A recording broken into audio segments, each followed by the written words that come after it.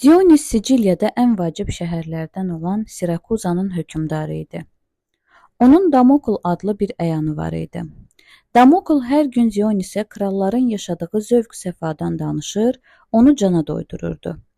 Bir gün Dionis, "İstəyirəm ki, sən də krallığın səfasını görəsən" deyib, taxtını bir günlüyünə ona verdi. Damokl sevinərək taxta oturdu.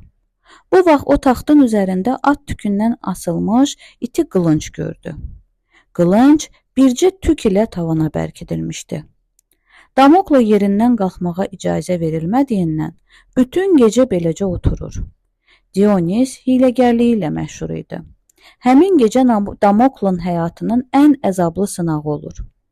Dionis güclü bir hökmdar olmasına baxmayaraq, bu qılınc onun qarşılaşdığı təhlükələri ifadə edirdi. Əslində hökmdar bu əsilzadəyə ibrət dərsi vermiş, böyük hakimiyyətin, liderliyin nə qədər çətin olduğunu başa salmaq istəmişdi.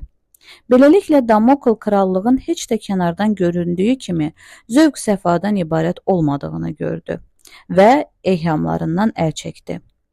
Bugün də kimisə təqib edən bir təhlükədən danışanda başının üstündə Damokl qılıncı asıblar deyirlər.